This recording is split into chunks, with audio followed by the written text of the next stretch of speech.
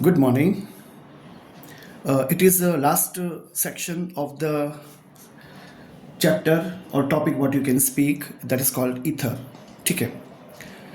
Ether के बारे में जो बेसिक्स है वो उसके बारे में आपके पास इन्फॉर्मेशन है. कुछ प्रॉपर्टीज़ पे हम बात कर रहे थे.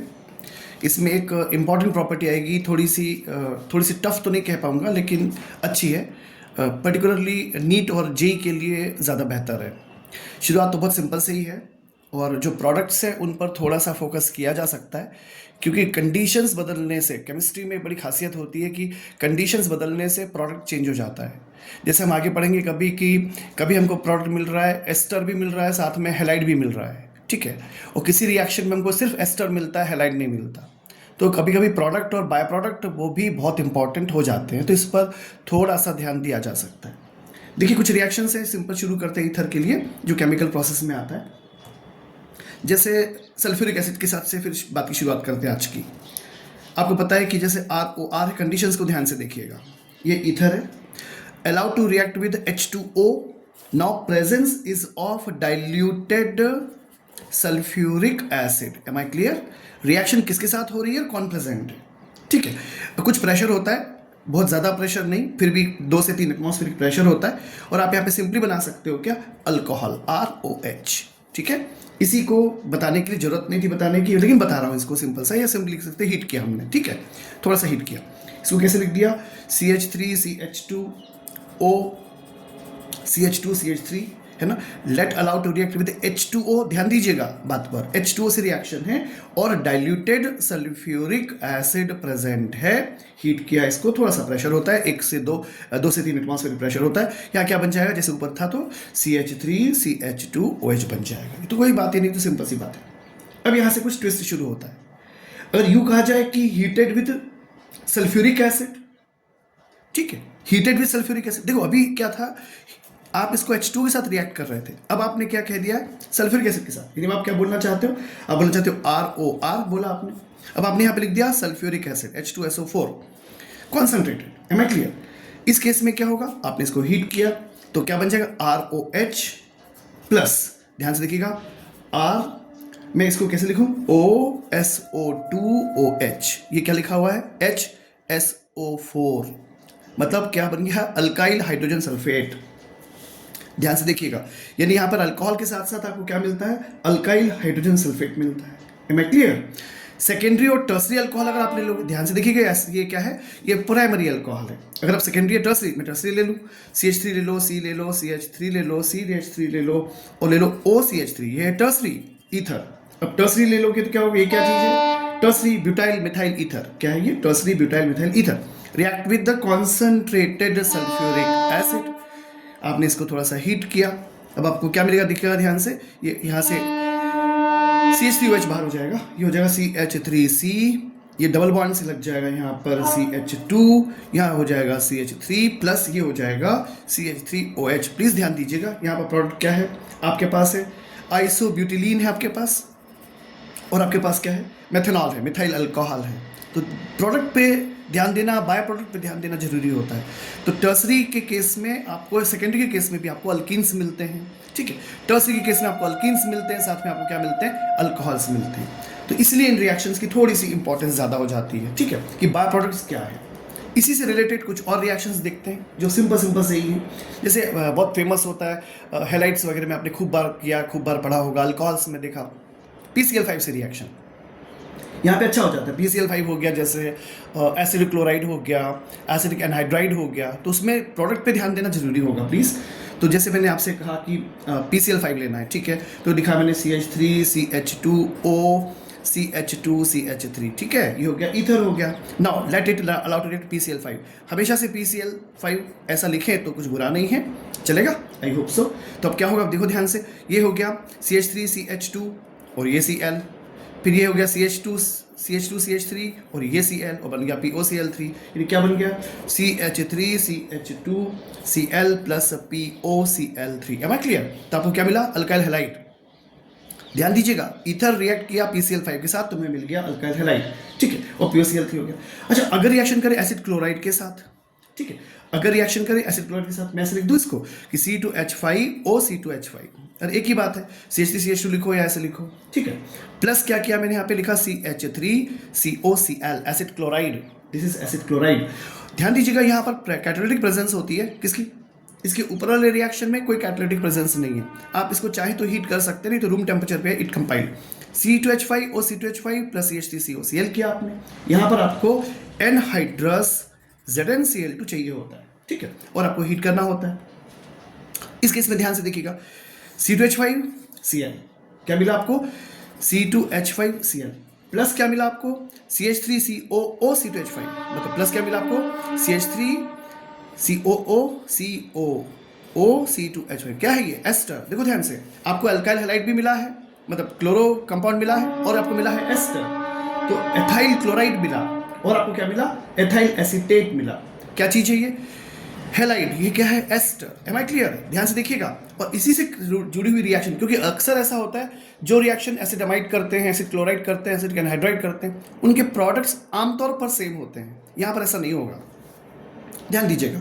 आपने पहले यहाँ ईथर लिया, PCl5 से रिएक्शन किया, आपको केवल अल्काइल हैलाइड्स मिल रहे हैं।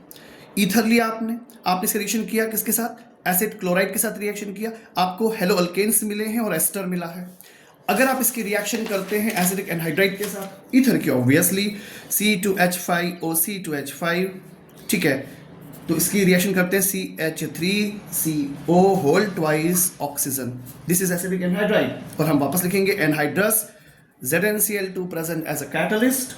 तो देखो ध्यान से, इस केस में आपको क्या मिलेगा, C2H5O, और ये O यहाँ से आएगा, मतलब आपको मिलेगा CH3COO C2H5 दो बार, केवल एस्टर्स मिलेंगे, केवल एस्टर्स मिलेंगे। जल्दी से कंक्लूजन ड्रॉ कर लीजिए।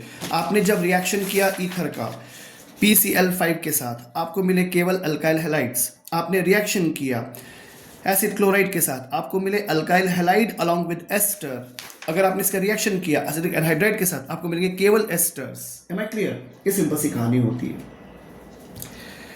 I hope you understand basics जो है इसके। अब यहां पर क्या आता है, अच्छा question, it's a good question. What is the action of air, what is the action of sunlight of course on ether. Ether के ऊपर एयर और लाइट का क्या इफेक्ट होगा, ठीक है, या मैं ऐसा भी कह सकता हूं, इसको दूसरे ढंग से भी एक्सप्लेन किया जा सकता है, और जो एक अच्छा क्वेश्चन है कि ईथर में परऑक्साइड की प्रेजेंस कभी नहीं होना चाहिए। ईथर में पर ऑक्साइड की प्रेजेंस कभी नहीं होना चाहिए। अगर ईथर में पर ऑक्साइड की प्रेजेंस होगी तो वो एक एक्सप्लोजिव हो जाता है बहुत बड़ा, और एक बहुत बड़े क्वेश्चन आता है सामने कि पर ऑक्साइड की इवन प्रेजेंस जो होती है, अगर आप उसको रिमूव करें तो पर ऑक्साइड के रिमूव करने का जो प्रोसेस है वो भी बहुत ज़्यादा एक्सप्लॉइट, मतलब बहुत ज़्यादा एक्सप्लोजन करता है। उसको हम थोड़ी सी बात करेंगे, कैसे हम ट्रेस करते हैं और कैसे उसे रिमूव करते हैं पर ऑक्साइड, क्योंकि हमको प्योर ईथर मिल जाए, वो प्रोसेस में बात करेंगे। ये CBSE के सिलेबस के बाहर है, लेकिन JEE और नीट के लिए जो थोड़े से अलाइड क्वेश्चंस होते हैं वो इंपॉर्टेंट होते हैं, तो इस पर फोकस किया जा सकता है, ठीक है, और शायद इंटरेस्टिंग भी हो, हम बात करते हैं। मान लीजिए आपसे ऐसा कहा गया कि फॉर्मेशन ऑफ परऑक्साइड बताइए ईथर में, या आपसे यूँ कहा गया कि क्या होता है जब एयर या लाइट प्रेजेंट होती है इथेरियल एटमॉस्फेयर में, ईथर के साथ प्रेजेंस है इनकी, या यूँ पूछा जाए कि परऑक्साइड का फॉर्मेशन क्या डिफिकल्टी क्रिएट करता है, कैसे रिमूव करता है, तो इन सब क्वेश्चन का ये जवाब हो सकता है। ध्यान से देखने की कोशिश कीजिएगा, सिंपल है, ईजी है। क्या होता है, जैसे मान लीजिए कि मैंने आपसे कहा कि CH3CH2O CH2CH3 है, यहाँ लिखा ऑक्सीजन और यहाँ लिखा लाइट। आपको लाइट लिखना है, लाइट लिखिए, आप अच्छा लिखना चाहते हैं HNU लिखिए, रेडिएशंस प्रेजेंट हैं। इस केस में क्या होता है, ध्यान से देखना प्लीज। अब बनेगा CH3, ठीक है, ये CH, ठीक है, मैं पहले आगे का लिख लूँ, पहले यहाँ से H गायब हो गया, यहाँ से एक H गायब हो गया, यहाँ से O आ गया, ये CH2 CH3 हो गया। देखो अब यहाँ से इस पोजीशन से एक H है ना, यहाँ से चला गया, यहाँ आएगा OOH। क्या चीज है ये, इसे कहते हैं 1-एथॉक्सी एथाइल हाइड्रोपरऑक्साइड। इसे कहते हैं 1-एथॉक्सी एथाइल ETHYL हाइड्रोजन, या हाइड्रो कह सकते हो, हाइड्रोपरऑक्साइड 1-एथॉक्सी एथाइल हाइड्रोपरऑक्साइड, ये बनता है, दिस इज द परऑक्साइड। ये जो रिएक्शन है ना, ध्यान दीजिएगा, ये एक फ्री रेडिकल मैकेनिज्म है, ये एक free radical reaction, this is a free radical reaction. अक्सर देखने में आएगा, आप देखिएगा, आपने हेलोल्केन्स में भी सीखा होगा कि जैसे बेंजोइल पेरोक्साइड यूज होता है, तो वो क्या होता है कि जो रिएक्शन मैकेनिज्म एक्सप्लेन होती है उसमें बताया जाता है कि सनलाइट प्रेजेंट अगर रहेगी तो फ्री रेडिकल मैकेनिज्म हो जाती है, वहां पे कार्बोकेटायंस इस तरह की स्पीशीज नहीं बनती, तो ये फ्री रेडिकल मैकेनिज्म हुआ करती है। ठीक है, अच्छा। और उसमें क्या होता है, अगर थोड़ी सी बात समझने की कोशिश कीजिएगा कि जो ऑक्सीडेशन है वो उस कार्बन पे होता है next to the ethereal oxygen. समझने की कोशिश कीजिएगा, ये जो ऑक्सीडेशन हुआ है, ये जो स्टेटमेंट है, एक इंपॉर्टेंट स्टेटमेंट है कि ऑक्सीडेशन उस कार्बन पे होता है जो इथेरियल ऑक्सीजन के अगला वाला है। Am I clear? इसकी कुछ इंपॉर्टेंस है, ये दिमाग में रखिएगा। अच्छा, एक और इंपॉर्टेंट बात ये है कि तभी बनते हैं क्या, ये हाइड्रोपेरोक्साइड्स बनते हैं। अच्छा, ये जो पेरोक्साइड्स होते हैं बहुत डेंजरस होते हैं क्योंकि ये बहुत ज़्यादा वायलेंटली डिकम्पोज होते हैं और बहुत हाई टेम्परेचर जनरेट करते हैं, बहुत हाई टेम्परेचर जनरेट भी करते हैं और फूटते भी हाई टेम्परेचर के ऊपर है, पर इतना हाई भी नहीं होता टेम्परेचर जो रूम टेम्परेचर से बहुत ज़्यादा डिफरेंट हो, ऐसा भी नहीं। दूसरी चीज़, अगर ये भी डेंजरस होता है कि इनको ईथर से रिमूव कर दिया जाए, क्योंकि तो ईथर है, अब ऑक्सीजन के एटमॉस्फेयर में अगर है, ऑक्सीजन के एटमॉस्फेयर में लाइट भी है, तो उसमें हो सकता है कि पूरे का पूरा ईथर भले ही कन्वर्ट ना हुआ हो, पर ईथर का कोई पार्शियल फ्रैक्शन टाइप का मान लो, कोई पार्ट है, कोई उसका सेक्शन है, वो इसमें 1-एथॉक्सी इथाइल हाइड्रोपेरोक्साइड में कन्वर्ट हो गया हो, यानी उस ईथर का कोई पार्ट ऐसा है जो एक्सप्लोसिव है। Am I clear? और जैसे मैंने आपसे पहले कहा कि इसका बनना भी डेंजरस है और इसका रिमूव करना भी डेंजरस होता है। ठीक है, ये सिंपल सी बात है। अब क्वेश्चन ये आता है कि जो सैंपल हमारे पास है ईथर का, ठीक है, उसमें ये प्रेजेंट है या नहीं है, क्या कोई तरीका है हमको कि डिटेक्ट कर ले हम इसको? तो हाँ साहब, बिल्कुल तरीका होता है। हम क्या करते हैं कि फ्रेशली प्रिपेयर करते हैं FeSO4, फिर सल्फेट बनाते हैं और इसमें मिलाया जाता है KCNS। ये S मतलब सल्फर के लिए थायो, N मतलब नाइट्रोजन के लिए, C मतलब कार्बन, K मतलब पोटेशियम। है मैं क्लियर? तो क्या हुआ करता है, पोटेशियम थायोसाइनाइड, मैं क्लियर, इसे मिलाया जाता है, फ्रेशली प्रिपेयर्ड FeSO4 है और इसे मिलाया जाता है KCNS मिलाया जाता है। अगर इससे रेड ब्लड कलर का हमारे पास कुछ मतलब इंडिकेशन आता है, यानी सोल्यूशन जो दिख रहा है सामने हमारे रेड ब्लड कलर का आ जाता है, तो ये डेफिनेटली कंफर्म करता है कि पेरोक्साइड प्रेजेंट है। अगर मैं इसके बारे में थोड़ी सी मैकेनिज्म की बात करूं, बहुत डिटेल में नहीं बोल रहा, होता क्या है कि FeSO4 में Fe2+ है, यहाँ पे क्या प्रेजेंट है, पेरोक्साइड।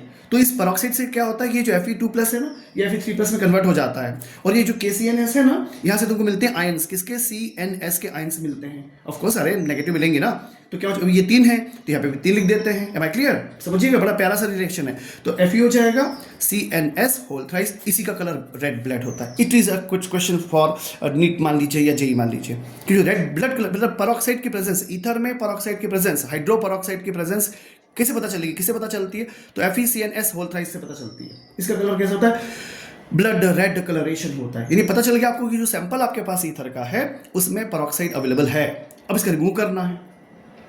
M I clear? अब क्या होता है कि जो सैंपल हुआ करता है, यानी हम इसको मान सकते हैं जो सैंपल हमारा पुराना हो गया, भाई फ्रेशली प्रिपेयर ईथर होगा तो अगर एयर के कांटेक्ट में या लाइट के कांटेक्ट में नहीं है तो पेरोक्साइड उसमें नहीं होगा, हाइड्रोपेरोक्साइड नहीं होगा। लेकिन मान लो कि अगर पुराना ईथर है तो उसमें इसकी प्रेजेंस हो सकती है, तो हम इसे टेस्ट कर लेते हैं। अब हमने टेस्ट कर लिया, अब हमको इसको हटाना है इसको। अब कैसे हटाएंगे? अब हम क्या करते हैं कि हम पहले दो ऑप्शन है आपके पास, या तो आप एक्वस सोल्यूशन ले लीजिए, किसका, पोटेशियम आयोडाइड का, या कोई फेरस सॉल्ट ले लीजिए।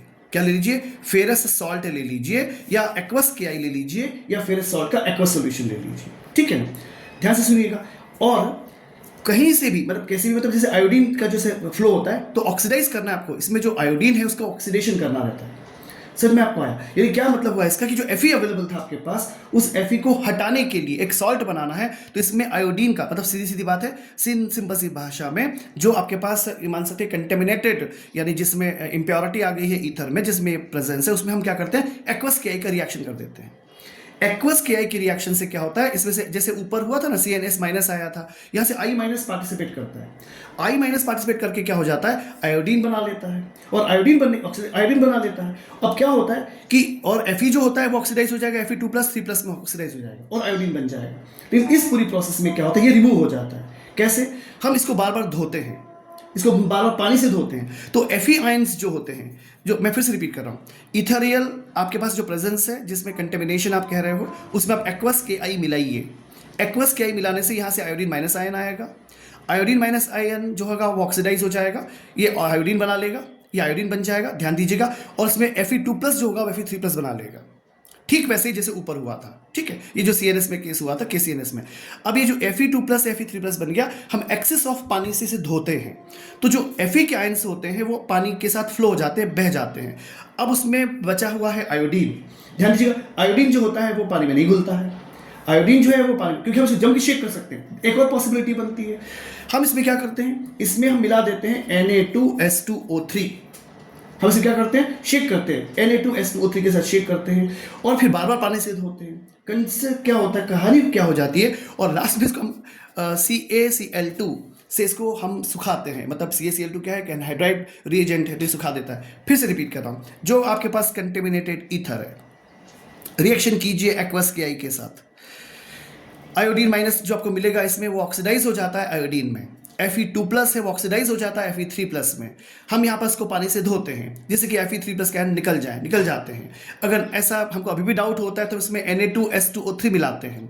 अब इस केस में इसका फिर पानी से धोते हैं तो Fe के जो आयंस होते हैं वो रिलीज हो जाते हैं, हट जाते हैं। आयोडीन यहाँ से घुलता नहीं है पानी में, तो वो मतलब रह जाता है, पीछे पीछे रह जाता है, कुछ नहीं करेगा वो। अब क्या बचा, इसको सुखाना रहता है, तो हम CaCl2 का यूज़ करते हैं और इसको हम ड्राई कर लेते हैं। अब हमको प्योर ईथर मिल जाता है, या हम ऐसा, और हमको जब ये ईथर मिलता है हम वापस इसका टेस्ट करते हैं। हम इसका वापस वही टेस्ट करते हैं कि हम इसमें क्या मिलाते हैं, KCNS मिलाते हैं। अगर फिर रेड ब्लड आ गया मतलब अभी भी इसमें ट्रेसेस हैं, नहीं है तो ये अब फ्री हो गया। तो इस तरह से हम इसको रिमूवल की प्रोसेस अडॉप्ट होती है। तो आई होप कि आपको समझ में आया होगा थोड़ा सा कि हम कैसे पेरोक्साइड की प्रेजेंस का पता लगाते हैं और कैसे उसको रिमूव करते हैं। देखिए एक और प्रोसेस होती है छोटी छोटी सी, लगभग टर्मिनेशन पे ही है ये, कि हेलोजनेशन कैसे होता है। जैसे मान लीजिए कि जो ईथर होता है वो क्लोरीन से रिएक्ट करता है, ब्रोमीन से रिएक्ट करता है ना, और सब्स्टिट्यूशन के प्रोडक्ट्स दे देता है। अच्छा, ये ध्यान रखिएगा कि ये जो एक्सटेंट ऑफ हेलोजनेशन है वो रिएक्शन की कंडीशन पर डिपेंड करता है। एक्सटेंट ऑफ हेलोजनेशन जो है वो रिएक्शन की कंडीशन पर डिपेंड करता है। जैसे आप ये मान सकते हो कि जैसे एग्जाम्पल के लिए डायथाइल ईथर है, वो रिएक्ट करता है क्लोरीन से इन डार्क, तो आपको क्या मिल जाता है उससे आपको मिलता है alpha alpha dash dichlorodiethyl ether. अभी लेट मी डू इट। तो ये कैसे होगा करके देखते हैं। CH3 हो गया, CH2 हो गया, O हो गया, CH2 हो गया, CH3 हो गया। ठीक है, आपने क्या किया, लिखा ऊपर क्लोरीन, आपने लिखा डार्क, जैसे सनलाइट लिखते हैं तो डार्क हो गया। यहाँ से HCl को चलता कर दीजिएगा, पता ही आपको क्लोरिनेशन की प्रोसेस है। तो क्या हो जाएगा, CH3 CH2 ये हो गया, ये O हो गया। ईथरियल ऑक्सीजन से जो अगला कार्बन है उसी के ऊपर Cl जोड़िए और यहाँ हो जाएगा CH3। अभी ये रिएक्शन आगे भी होती है क्योंकि आपके पास एक और जगह है ना, इसीलिए बस यही समझाना था। दोबारा रिएक्शन होती है, वही Cl2, वही डार्क, वही -HCl कहेंगे। तब आप क्या कहिएगा, अब आप कहिएगा CH2 और ये CH है, देखिएगा ध्यान से। अब यहाँ से चला गया तो यहाँ पे आ जाएगा क्लोरीन, और ये ऑक्सीजन है, और फिर यहाँ पे आ गया CH, और यहाँ पे आ गया क्लोरीन, और यहाँ पर क्या हो गया CH3। यहाँ पर कहने का मतलब ये हुआ कि जो इथेरियल ऑक्सीजन है उसके दोनों से उससे attached next to ethereal oxygen यहाँ पे 2 कार्बन थे, डेफिनेटली 2 कार्बन होंगे, तो दोनों कार्बन पे जो हाइड्रोजन है उनका रिमूवल करना है। Am I clear? इसीलिए इसको कहा गया alpha alpha dash dichlorodiethyl ether, alpha alpha dash dichlorodiethyl ether. अच्छा, अगर मान लीजिए लाइट की प्रेजेंस हो और एक्सेस ऑफ क्लोरीन हो, लाइट की प्रेजेंस और एक्सेस ऑफ क्लोरीन हो, तो देखिए क्या खेल है, CH3 है, CH2 है, O है, CH2 है, CH3 है, ठीक है। और मान लीजिए एक्सेस ऑफ क्लोरीन है, मतलब खूब क्लोरीन लो, 10 क्लोरीन है। Am I clear? और आपने यहाँ पे लिख दिया लाइट की प्रेजेंस है, लिख दीजिए लाइट, लिख दीजिए H म्यू, लिख दीजिए। इस केस में क्या होगा, ध्यान से देखिएगा इस केस में, दैट्स ब्यूटीफुल, क्योंकि ये भी चल दी और ये भी चल दी है, मतलब 3 हाइड्रोजन यहाँ से गए, 2 हाइड्रोजन यहाँ से गए, फिर 2 हाइड्रोजन यहाँ से गए, 3 हाइड्रोजन यहाँ से गए, तो 5 हाइड्रोजन यहाँ से गए, 5 हाइड्रोजन यहाँ से गए, मतलब कुल मिला के 10 हाइड्रोजन गए, तभी तो 10 Cl लिखा है। समझ में आ गया होगा आपको क्या करना है, CCl3, फिर CCl2, फिर O, फिर CCl2, और फिर of course CCl3। Am I clear? यानी क्या जितने भी हाइड्रोजन थे सबका जो है यहाँ से एलिमिनेशन हो गया। क्या मिल गया ये, इसे बोलते हैं परक्लोरो डाइइथाइल ईथर, परक्लोरो डाइइथाइल ईथर। सभी हाइड्रोजन साफ हो गए। मैंने आपसे जैसे कहा कि जो एक्सटेंट ऑफ क्लोरीनेशन या ब्रोमिनेशन होता है वो कंडीशन पर डिपेंड करता है। डार्क के केस में क्या हुआ, जो इथेरियल ऑक्सीजन है उससे अटैच कार्बन से एक हाइड्रोजन आपने रिमूव कर दी। M I clear? फिर से दोबारा मतलब यहाँ से दो थे तो दोनों रिमूव कर दिए। लेकिन जब आपने सनलाइट के प्रेजेंस और एक्सेस में क्लोरीन है तो उस केस में आपने पूरे के पूरे हाइड्रोजन का सफाया कर दिया। Am I clear? लास्ट में रिएक्शन के लास्ट में फिर तो यूजेस आते हैं इसके छोटे से। यूजेस में वनीला जो है आपने बहुत सुना होगा, उसके बाद थोड़ी सी बात करेंगे। देखिए इसमें इलेक्ट्रोफिलिक सब्स्टिट्यूशन रिएक्शंस जो होते हैं बड़े सरल से हैं। एक छोटी सी उनकी मैकेनिज्म से बात की शुरुआत करने की कोशिश करता हूँ। मान लीजिए कि आपके पास ये बेंजीन रिंग है, इसमें देखिएगा O है, R है। Am I clear? इसके ऊपर डॉट डॉट है, इसके ऊपर डॉट डॉट है। ध्यान से देखिएगा, ये शिफ्टिंग यहाँ पे हो गई और ये शिफ्टिंग यहाँ पे हो गई। ठीक है, तो कंडीशन क्या बनती है? ऑफकोर्स ये ऐसे हो गया, ये बन गया डबल बॉन्ड, ये बन गया O, ये हो गया डॉट डॉट, ये हो गया R, इस पे आ गया प्लस। ये तो आप सीख चुके हो। अब ये यहाँ पे आ गया तो यहाँ पे हो गया माइनस की डेंसिटी ज्यादा हो गई, है ना? और ये तो ऐसे ही है, ये तो ऐसे ही है। Am I clear? अब क्या हुआ, अब ये जो दिख रहा माइनस वाला ये यहाँ जाएगा और ये वाला यहाँ चल देगा। तो अल्टीमेटली क्या होगा, फिर ध्यान से देखिएगा, ये डबल बॉन्ड है, ये ऑक्सीजन है, ये डॉट डॉट है, ये R है, ये प्लस है। अब ये यहाँ चल दिया तो यहाँ आ गया, ये तो यहाँ है, ये है और ये यहाँ आ गया तो माइनस की डेंसिटी बढ़ गई। ये बताने की कोशिश केवल कि ऑर्थो और पैरा लोकेशन दिख रही है आपको। ये ortho and para directed group होता है ना, इसलिए आपको बताने की कोशिश हो रही है कि जो डेरिवेटिव बनेंगे वो ऑर्थो पैरा बनेंगे। ये क्वेश्चन होता है, कई बार मेटा बनेगा, कई बार ऑर्थो पैरा बनता है, क्यों ऐसा? यही छोटे छोटे उसके कॉज होते हैं, ये सब रेजोनेंस है। नेचुरली अब आगे क्या होगा, आप यहाँ चल दो भाई, आप यहाँ चल दो भाई, तो अल्टीमेटली क्या होगा कि ये एज इट इज रहेगा। डबल बॉन्ड है, ऑक्सीजन है, डॉट डॉट है, प्लस है, R है अपनी जगह है, ये यहाँ आ गया, ये ऐसे आ गया, ये यहाँ आ गया, ये माइनस यहाँ पे पहुँच गया। एंड फाइनली आपको पता अच्छी तरह से, अब आप ये इधर चल दो, आप वापस चले जाओ, तो अल्टीमेटली क्या हुआ, यहाँ पर सिंगल बॉन्ड हो गया, ये ऑक्सीजन हो गया, इसके पास 2 पेयर इलेक्ट्रॉन के हो गए, इस पर R हो गया, प्लस गायब हो गया इसका, ये यहाँ आ गया, ये यहाँ आ गया, ये यहाँ आ गया। Am I clear? ये कंडीशंस बनती है, 5 स्ट्रक्चर्स बन जाते हैं। तो डेफिनेटली आप समझ पा रहे हो कि ये समझ में आ रहा होगा कि ये जो रेजोनेंस है ये एक्टिवेट करता है बेंजीन रिंग को टुवर्ड्स इलेक्ट्रोफिलिक सब्स्टिट्यूशन। इस घटना के कारण, इस इवेंट के कारण ही जो बेंजीन रिंग है इथेरियल ऑक्सीजन की प्रेजेंस के साथ में वो एक्टिवेट होती है कि इलेक्ट्रोफिलिक सब्स्टिट्यूशन करो। Am I clear? अब ध्यान दीजिएगा इसकी प्रोसेस में कि इलेक्ट्रॉन डेंसिटी जो है कहाँ ज़्यादा दिख रही है आपको, ऑर्थो लोकेशन पे और पैरा लोकेशन पे। तो साहब जब ऑर्थो लोकेशन और पैरा लोकेशन पे इलेक्ट्रॉन की डेंसिटी ज़्यादा है in compare to meta location के, तो डेफिनेटली जो सब्स्टिट्यूट्स बनेंगे वो कैसे होंगे, ऑर्थो और पैरा होंगे। बस खेल खत्म। अब आप इसको आराम से लिख सकते हो। आपने लिखा OCH3, आपने बताओ क्लोरीन लिखूँ कि ब्रोमीन लिखूँ, तो आपने कहा क्लोरीन, वेरी गुड, तो ब्रोमीन। तो ये क्या हो गया, यहाँ पे ध्यान देना, CH3COOH की प्रेजेंस है। क्या प्रेजेंस है? CH3COOH की प्रेजेंस है, एसिडिक मीडियम है, ठीक है। तो ये क्या होगा, रिएक्शन स्मूथ होगा, ये होगा CH3, ये हो जाएगा Br। ध्यान दीजिएगा ये माइनर प्रोडक्ट है, ये माइनर है अप्रॉक्सीमेटली 10%, और ये ऑर्थो और पैरा बन जाएगा। पैरा में OCH3 बना लीजिए और पैरा बना लीजिए Br, ये अप्रॉक्सीमेटली 90% प्रोडक्ट बनता है। Am I clear? इसे बोलते हैं ब्रोमो एनिसॉल। कौन सी लोकेशन पे है? पैरा पे। क्या बोलोगे? Para bromo anisole. Am I clear? चलिए आगे बढ़ते हैं और थोड़ी सी गप्पे मारते हैं। सपोज आप ऐसा करते हो कि आपने ले लिया OCH3 और आपने लिख दिया यहाँ पर concentrated HNO3 in presence of sulphuric acid concentrated. अब आपको ये अच्छे से सब पता है। यहाँ पे बनेंगे OCH3 एज इट इज, इस पोजीशन पे जोड़ दीजिए नाइट्रो, और एक और बनाइए इस पोजीशन पे लिखिए OCH3, यहाँ जोड़ दीजिए नाइट्रो। फिर से वही कहानी है, ये नाइट्रो एनिसॉल के साथ para nitro anisole major product है और ये जो है माइनर प्रोडक्ट होता है, ठीक है। अच्छा, क्या इसमें फ्रिडलक्राफ्ट अल्काइलेशन असाइलेशन होगा? बिल्कुल होगा साहब, बिल्कुल होगा। तो कहे ना होगा, तो फ्रिडलक्राफ्ट भी करा लिए, तो OCH3 लिखिए और लिखिए यहाँ पर CH3Cl, और पता है आपको यहाँ पर लिखना है, आपको एनहाइड्रस AlCl3 लिखना है। और इस केस में हम क्या करते हैं, OCH3 हो गया, उसका होगा अल्काइलेशन, तो HOCl गायब हो जाएगा, तो यहाँ पे आ जाएगा CH3 और प्लस ये बन गया ऑर्थो और ये बन जाएगा OCH3 और ऐसे यहाँ से चला जाएगा CH3। ये क्या है? मेजर प्रोडक्ट है। क्या है ये? पैरा मिथाइल एनिसॉल है, para methyl anisole. Am I clear? ये कहानी हो गई। सिमिलर ये हो गया फ्रिडलक्राफ्ट अल्काइलेशन। क्या हो गया? Friedel-Crafts alkylation. सिमिलरली ये हो गया OCH3, let it allow to react with the CH3COCl, ठीक है। क्या चीज़ है? एसिड क्लोराइड है। ये क्या है? एथेनॉइल क्लोराइड है। ठीक है, एसिडिल क्लोराइड कहलाते हैं ना ये। कौन प्रेजेंट है? एनहाइड्रस AlCl3 प्रेजेंट है। और क्या कहेंगे, वही आप वापस OCH3 बनाइए और यहाँ बनाइए क्या, ये COCH3 आ जाएगा, COCH3, हाँ COCH3 ऑर्थो लोकेशन पे और OCH3 ऊपर और COCH3 पैरा लोकेशन पे। Am I clear? तो इस तरह से आपको ये मेथॉक्सी एसीटोफिनोन मिल जाएगा। क्या है ये? मेथॉक्सी एसीटोफिनोन, मेजर बनेगा पैरा। ठीक है, ये कहानी होगी। यदि आप समझ पा रहे होंगे कि फ्रीडलक्राफ्ट अल्काइलेशन असाइलेशन की प्रोसेस होती है। लास्ट में इस ईथर के यूजेस क्या हैं? एक शानदार किस्म का आएगा, क्योंकि जब आप आइसक्रीम खाते हैं तो आपको वेनिला समझ में आता होगा, या कॉफ़ी के साथ, या ऑफकोर्स जैसे भी आपकी चॉइस हो। तो अल्टीमेटली जो ईथर का सबसे ज़्यादा यूज़ होता है वो एज अ सॉल्वेंट है। वाइडली यूज़ होता है लेबोरेटरी में भी और इंडस्ट्रीज़ में भी ये सॉल्वेंट की तरह यूज़ होता है, क्योंकि ये लगभग इनर्ट होता है। ध्यान दीजिएगा, इसके बीच में मैंने आपसे एक बात जरूर कही है कि अगर पेरोक्साइड बन जाते हैं तो एक्सप्लोजिव हो जाता है। बाकी इसके यूजेस आमतौर पे अच्छे होते हैं। ये गुड डिजॉल्विंग पावर कैपेसिटी रखता है और खूब सारे इसके यूजेस होते हैं, जैसे कि ऑयल में, रेजिन में, गम्स को सॉल्वेंट की तरह इसमें यूज़ किया जाता है। ठीक है, ऑयल इंडस्ट्री में, रेजिन्स में, गम्स में इसका यूज़ किया जाता है सॉल्वेंट की तरह। सिमिलरली इंडस्ट्री और लेबोरेटरीज में एक्सट्रैक्ट करने के लिए, एक्सट्रैक्ट सॉल्वेंट की तरह इसका यूज़ किया जाता है।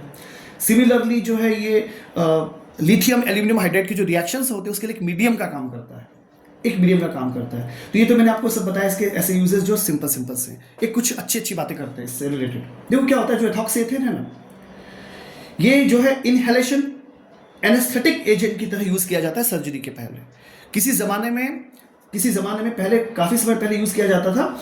आजकल क्या वो यूज किया जाता है diethyl ether, CH3 CH2O CH2 CH3, इसका यूज़ किया जाता था किसी ज़माने में एनेस्थेटिक एजेंट के लिए, सर्जरी से पहले, यानी कि लंबे समय के लिए जब कभी किसी को बेहोश करना होता था तो इसका यूज़ किया जाता था। लेकिन इसमें प्रॉब्लम आप पढ़ चुके हो कि इसमें मतलब अगर एयर की प्रेजेंस है और थोड़ा सनलाइट है, क्योंकि जो ऑपरेशन थिएटर्स वगैरह होते हैं उसमें लाइट तो अवेलेबल रहती है और वो भी ब्राइट लाइट रहती है, तो इसमें एक डेंजर था थोड़ा सा। ठीक है, काफ़ी समय तक इसमें आपने काम किया होगा, लेकिन फिर भी एक इसके साथ एक खतरा था। आजकल क्या यूज होता है, ध्यान दीजिएगा, एनेस्थीसिया के लिए ETHRANE। आजकल क्या यूज होता है?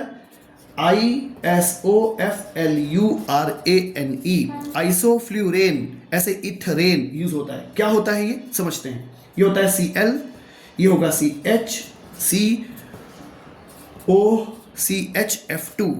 ठीक है, ये एक H है, यहाँ से O हो गया, ये हट गया, ये C हो गया, ये H हो गया, यहाँ से फ्लोरीन आएगा, ये कार्बन की वैलेंसी 4 हो गई, ये C है, इस पर एक F आएगा, इस पर भी एक F आएगा। ये जो आपके सामने स्ट्रक्चर बना हुआ है, ये स्ट्रक्चर है इथेरेन का। दिस बिलोंग्स टू इथेरेन। Am I clear? ठीक है, अच्छा और देखिए, अगर आप आइसोफ्लूरेन पे बात करें, ये होता है F3C, CH के साथ एक Cl, एक O, एक CH, F2, इसे कहते हैं आइसोफ्लूरेन। ये दोनों आजकल यूज किए जाते हैं एनेस्थीसिया की तरह। जब सर्जरी के साथ, मतलब जब सर्जरी की जाती है तब इसका यूज किया जाता है लंबे समय के लिए किसी को बेहोश करने के लिए, इसलिए क्योंकि पेन रिलीवर का भी काम करता है। ये पेन रिलीवर का भी काम करता है और थोड़ा सा ये मतलब आपको मतलब क्या, जो भी पेशेंट हो उसको लंबे समय तक, कुछ ज़्यादा समय के लिए मतलब शांत रखता है। ठीक है, इस तरह से सिंपल सी कहानी होती है। ओके, और ध्यान दीजिएगा एक और इंपॉर्टेंट बात, जैसे एक अच्छा यूज है इसका, ये एक हीट ट्रांसफर की तरह काम करता है। ये काम करता है हीट ट्रांसफर मीडियम। मैं आपको थोड़ा सा एक्सप्लेन करूं ऐसा क्यों होता है, why ether behave as a heat transfer medium, और ये होता क्या है। देखो, मैं आपसे सिंपल सी बात कहूं कि जैसे मान लो कि हाँ, आपको समोसा पसंद है, तो समोसा तो उबाला जाता है, उबाला मतलब वो तला जाता है ना। तो एक्चुअली पर्पस क्या है? पर्पस ये है कि जो गैस में से फ्लेम निकल रही है वो उस समोसे तक पहुंचे। पर गैस से निकली हुई फ्लेम समोसे तक पहुंचाने के लिए आपको तेल का उपयोग करना पड़ता है। मतलब एक्चुअली करता क्या है तेल ये करता है कि गैस से की जो बर्नर है उससे एनर्जी ले लेता है और वो समोसे तक पहुंचाता है। तो वो एक मीडियम हुआ ना हीट ट्रांसफर का। एग्जैक्टली। तो यहाँ पे कोई, मैं आपको ऐसा नहीं कह रहा कि ईथर में समोसे तलने हैं, लेकिन जो प्रोसेस है वो वही है। यानी कई जगह हमको किसी केमिकल कंपाउंड को हीटअप करना होता है ज़्यादा टेम्परेचर तक, तो हम ईथर मीडियम का यूज़ करते हैं। हम डायरेक्ट उसको हीटअप नहीं करते, नहीं तो डिकम्पोज हो जाएगा। तो हम थ्रू द ईथर, जो काम तेल का होता है एग्जैक्टली वो काम हो जाता है ऑफ कोर्स, इसलिए इसको हीट ट्रांसफर मीडियम कहते हैं। और ईथर आप क्यों पसंद करते हो?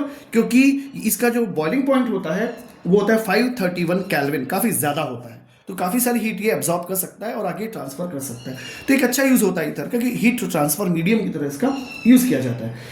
बस लास्ट में इतना सा, but not at the least, कुछ केमिकल्स आएंगे, उसको मैं अलग से थोड़ा सा नोटिफाई करने की कोशिश करता हूँ। मिलते हैं साहब। एक पता होगा एनाइस सीड होता है ना, इसमें पाया जाता है ANEHTOLE, एनेथॉल। ये क्या है? एलिसॉल सीड का कंपोनेंट, जैसे तेल वगैरह होते हैं, तिल होता है, एक्सेट्रा एक्सेट्रा। मैं इसको बनाने की कोशिश करता हूँ स्ट्रक्चर की। ये ऐसे है, आपको शायद थोड़ा सा अजीब लगेगा, लेकिन कुछ अजीब नहीं है, सब अच्छा सा है। OH ये हो जाएगा CH double bond CH3। Similarly एक बनाते हैं EUGEUNOL,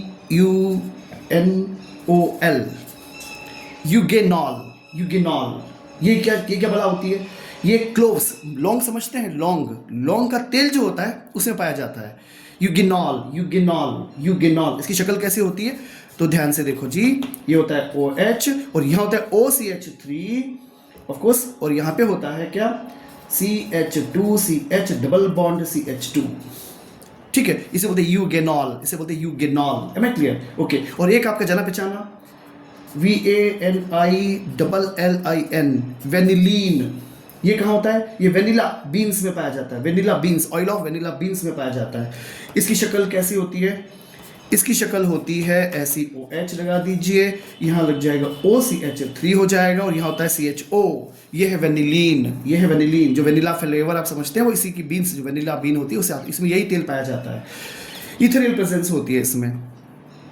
सिमिलरली आप कह सकते हो एक और THYMOL, थाइमॉल क्या है? ये पाया जाता है मिंट में। मिंट समझते हैं, जो मिंट होता है ना, पुदीना जिसको आप कहते हो, वो चटनी वटनी, वो कुछ एक स्पेसिफिक किस्म का रहता है, तो ये पाया जाता है, ऐसे पाया जाता है THYME में, या फिर मिंट में पाया जाता है, ये उसमें पाया जाता है। इसकी शक्ल क्या होती है? OH की शक्ल होती है, और CH3 लगा सकते हो, और यहाँ लग जाएगा CH3 होल ट्वाइस। ये हुआ करता है। ये कुछ स्ट्रक्चर्स हैं, ये कुछ स्ट्रक्चर्स होते हैं, ये सभी स्ट्रक्चर। अच्छा एक मिनट, यहाँ पर OCH3, ये पे OCH3 लिखना रह गया, ये OCH3 आएगा, तो ये क्या हो गया? ये एनेथॉल हो गया। जैसे मैंने आपसे कहा, ये NiC में पाया जाता है। यूगेनॉल है, ये क्लोव में पाया जाता है। क्लोव मतलब कि जो क्या बोलते हैं, लौंग होती है, उसमें जो तेल होता है, लौंग में जो आप जो खाते हो तो अलग अलग सेंसेशंस आते हैं। अब एक चीज़ नोट कीजिएगा, मिंट हो गया, ये लौंग हो गई, वनीला, इन सब का एक अलग से सेंसेशनल फ्लेवर होता है। ठीक है, तो ये ईथर के ही रिश्तेदार होते हैं। तो मुझे उम्मीद है कि आपको कुछ समझ में जरूर आया होगा, आपको आता होगा ये पहले से टॉपिक, एक बार थोड़ा सा रिवाइज कर लिया आपने कि what happen to the ether. ये जनरल क्वेश्चंस थे, बीच में एक दो बार कुछ क्वेश्चंस नीट या JEE लेवल के हैं, बाकी सभी लगभग सेंट्रल बोर्ड के स्टैंडर्ड का ही था। तो आई एक्सपेक्ट कि आपको कुछ समझने में हेल्प हुई होगी। Good day please.